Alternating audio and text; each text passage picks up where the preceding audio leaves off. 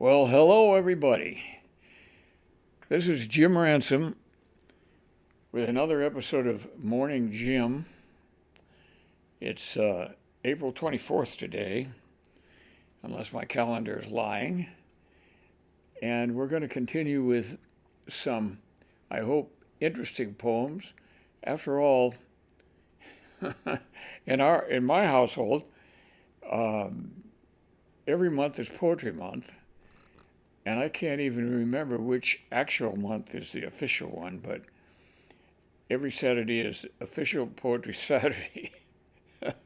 For us, those who like to listen to poetry and those of us who like to read it and write it sometimes. So anyway, we're going to have four poets. We're going to start out with Billy Collins today and have one of his poems, and then we're going to have another poem by a young lady from Kansas whose name is Jamie Lynn Heller. We've heard from her before. And then we're going to have a poem by Eric McHenry from his book Odd Evening. We've also heard from him before. And then finally, we're going to get into a little more heavy-duty poetry, maybe, not necessarily, but a little more famous poet, and that's Robert Penn Warren. Robert Penn Warren was probably better known for his novels, one of which was made into a movie, at least one of which, and that was All the King's Men. We'll come back to him later because we're going to finish the program with him. But we're going to begin the program today with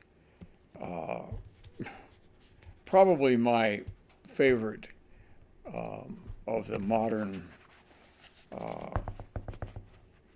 poems and poets, Billy Collins, who you know very well, talked about him before. He was the Poet Laureate of the United States a few years ago. And a down-to-earth guy. I took an online poetry seminar from him this year. It was a Christmas gift from one of my grandchildren. And I really appreciated it. It was a great experience. And I learned a lot, believe it or not. Yes, okay. Now, Billy Collins has written a poem called The Man in the Moon. He used to frighten me in the nights of childhood. The wide adult face, enormous, stern, aloft. I could not imagine such loneliness, such coldness.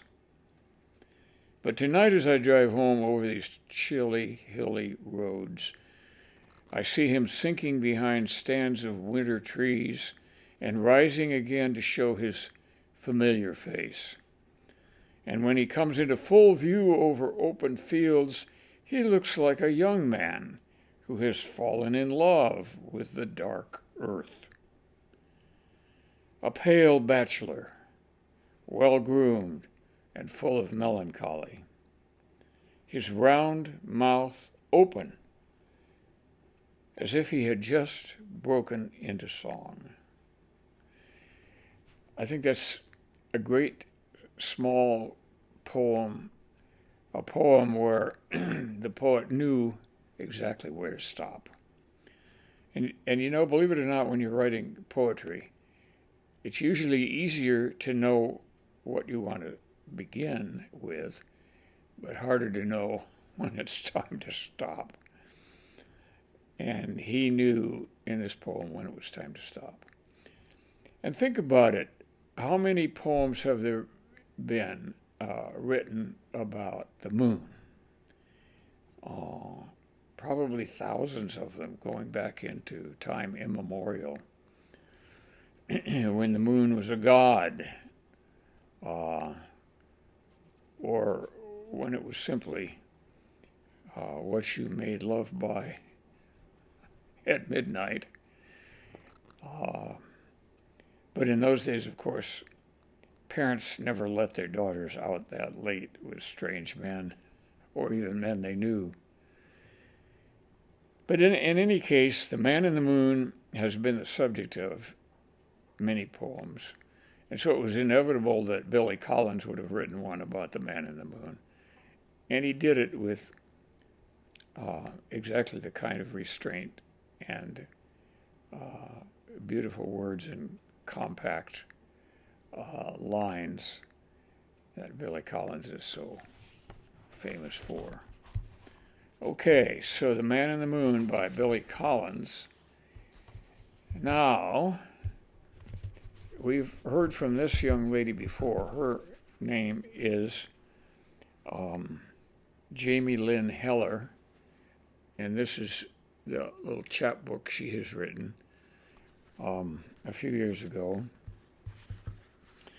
And it says here on the back that she uses poetry as her caffeine.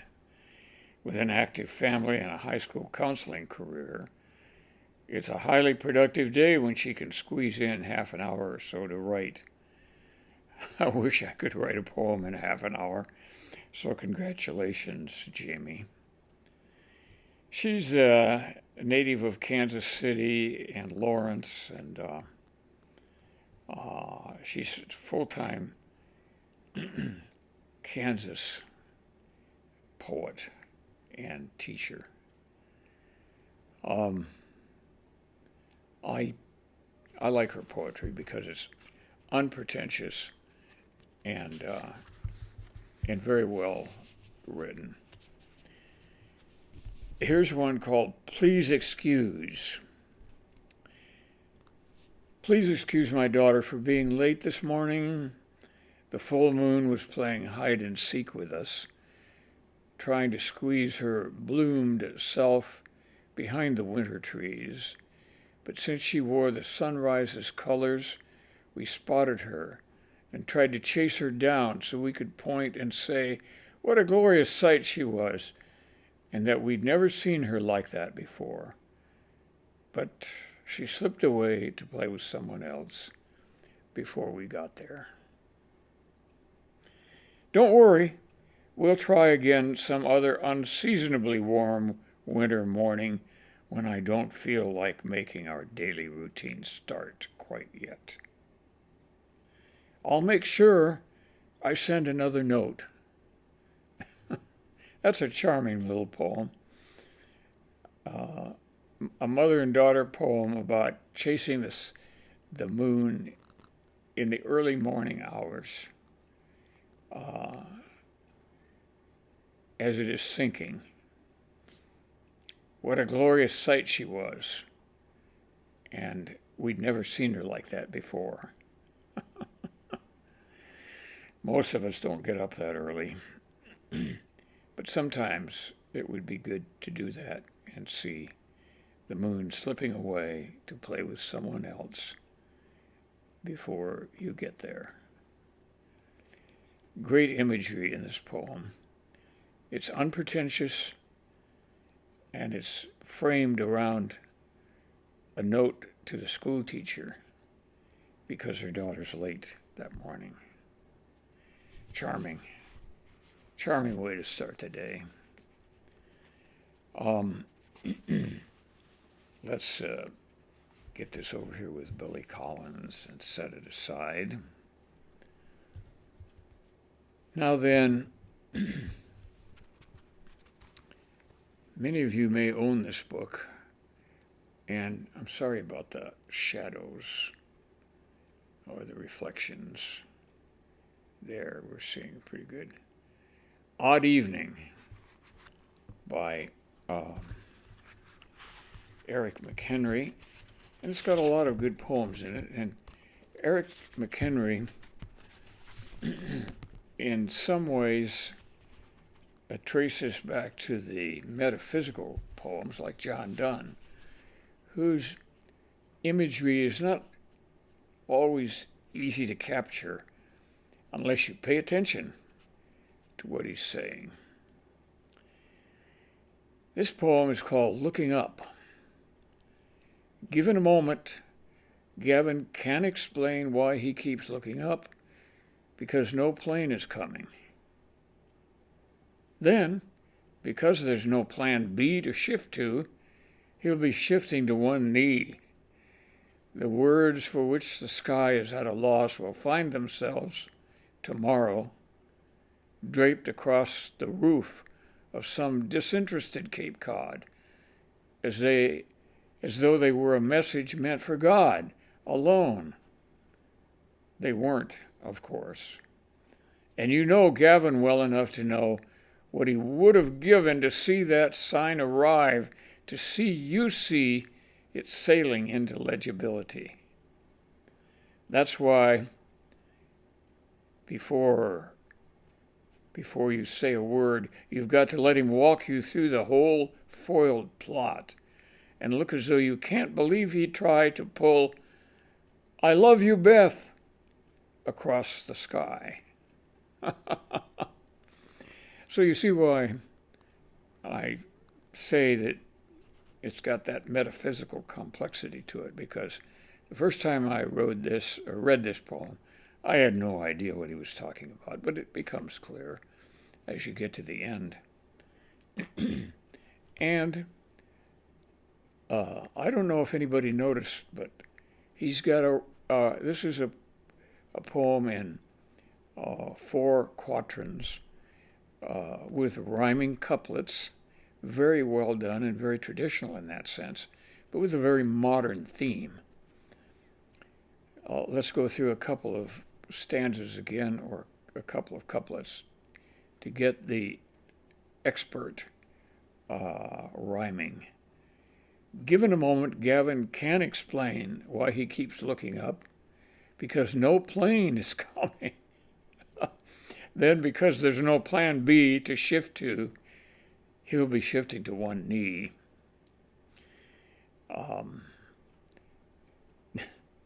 Meaning if he wants to say "I love you, Beth," he's going to have to do it on his knee and not looking up into the air for the sky sign.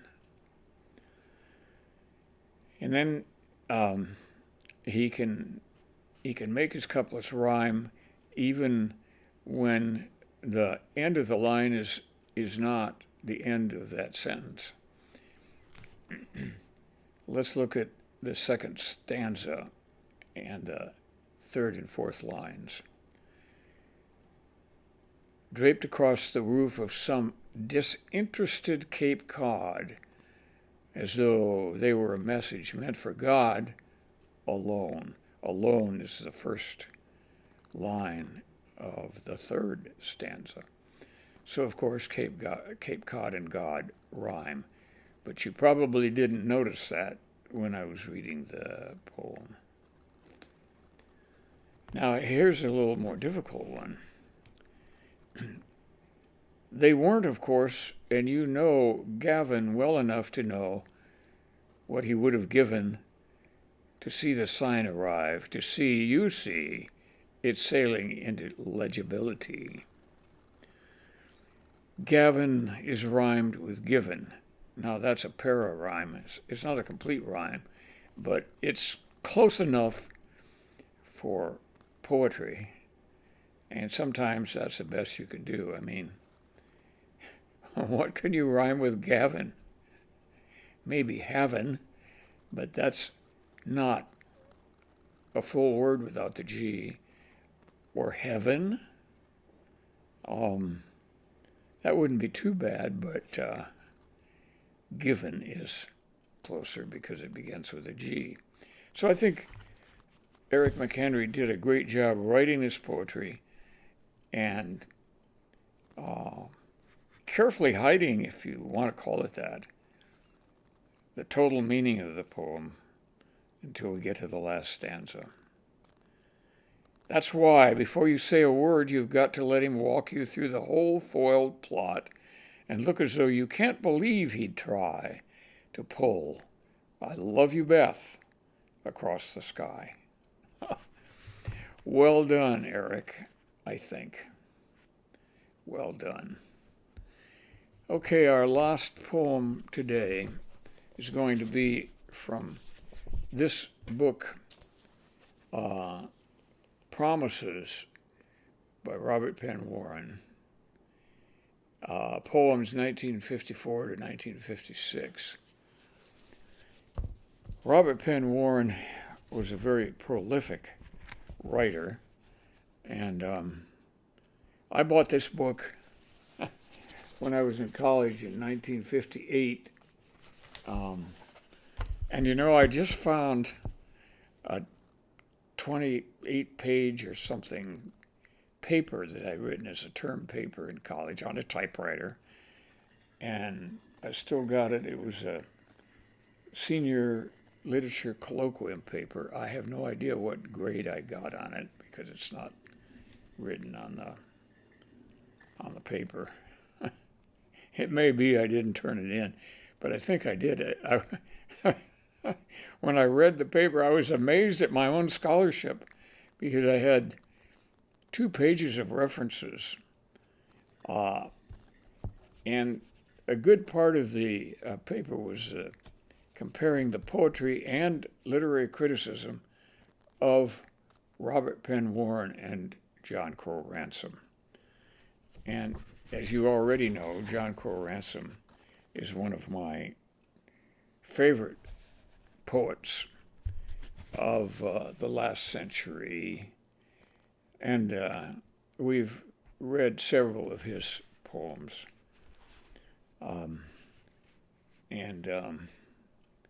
The Equilibrists is probably one of his most complex and interesting poems. But Robert Penn Warren was no slouch as a literary critic and poet, as well as a great prose writer who took some of his poetry skills with him in his prose. The poem we're going to read is towards the end of this volume. It's called Lullaby, Emotion Like Sleep. Under the star and beech shade braiding, past the willow's dim solicitudes, past hush of oak dark and stones star-glinted upbraiding, water moves in a motion like sleep along the dark edge of the woods. So, son, now sleep. Sleep and feel how now at wood's edge the water wan moves under starlight before it finds that dark of its own deepest knowledge, and will murmur in motion like sleep in that leaf-dark languor of night. So, son, sleep deep. Sleep, and dream how deep and dreamless the covered courses of blood are, and blood, in a motion like sleep, moves, gleamless, by alleys darkened deep now in leafage of no star. So, son, sleep now. Sleep, for sleep and stream and blood course are motion with one name, and all that flows finds end, but in its own source, and a circuit of motion like sleep, and will go as once it came. So, son, now sleep. Sleep till clang of cockcrow and dawn's rays summon your heart and hand to deploy their energies, and know, in excitement of day blaze, how like a wound and deep is time's irremediable joy. So, son, now sleep.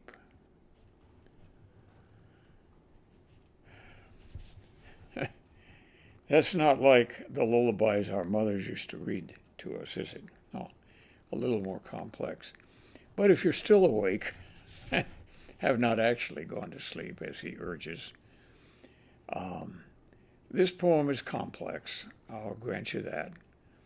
And you have to read it several times, which I'm not going to do, to understand the full nature of it. And it's kind of repetitive, which would be typical of a lullaby, but a lot of the wording would not be so typical. And what he's done here is he started each stanza after the first with the word sleep until we get to the last stanza, which starts with the words, till clang of cockcrow and dawn's rays.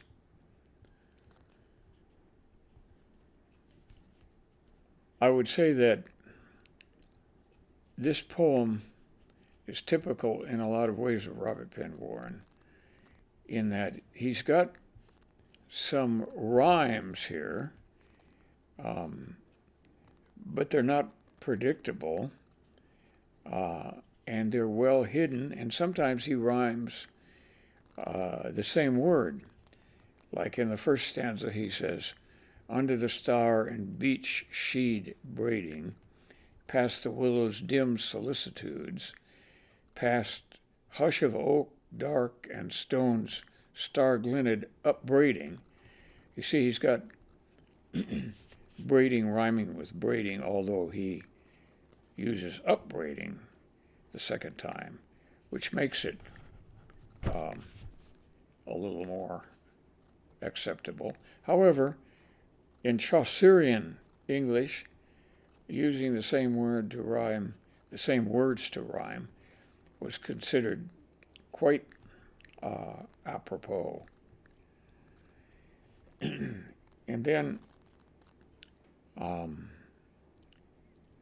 second line where he says, past the willow's dim solicitudes, it rhymes in that sense with the first, the fifth line, along the dark edge of the woods, solicitudes and woods, don't really rhyme, but they're close enough. It's a para-rhyme, and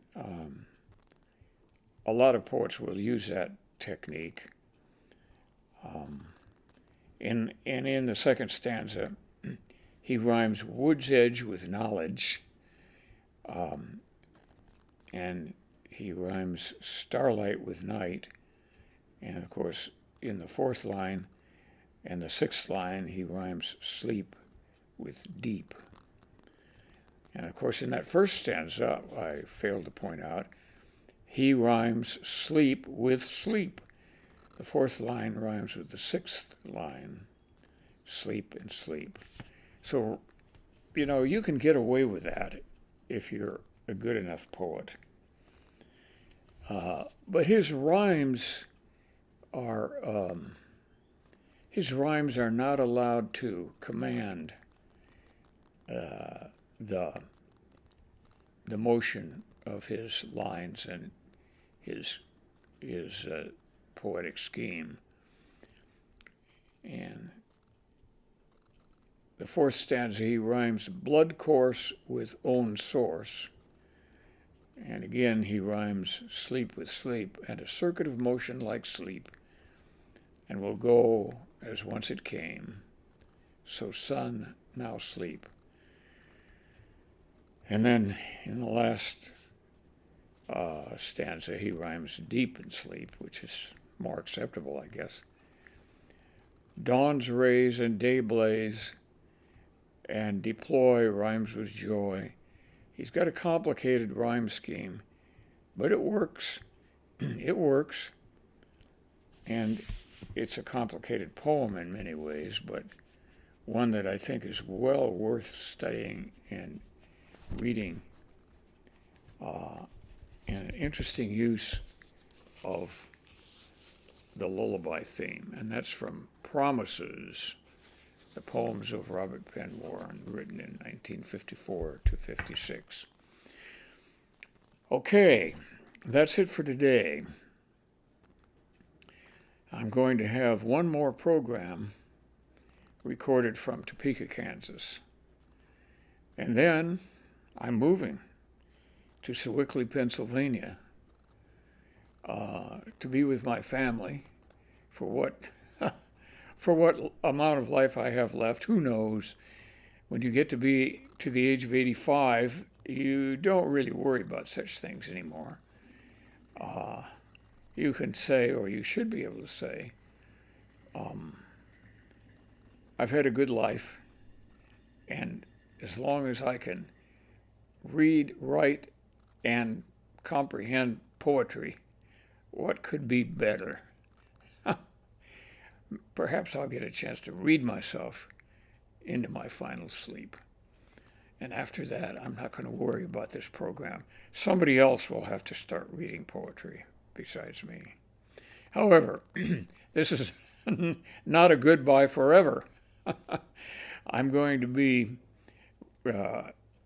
doing this program from Sewickley, Pennsylvania, and I've done some earlier programs from Sewickley in the past. If you've been a faithful student of this program, which is probably too much to ask, you will have seen a different background for the readings, and that background will reappear again once I get to Sewickley. A beautiful town. I've got my own little house there, and I'll be hoping that you'll tune in, and I'll be reading some interesting poets. I may drag in a few Pennsylvania poets. I know one poet that operates in Pennsylvania already. And it'll be interesting to see what I come together with once I get there. But I'll tell you, the Kansas poems and poets are hard to beat, and I'm looking forward to reading a lot more from my Kansas friends. Thank you, and goodbye.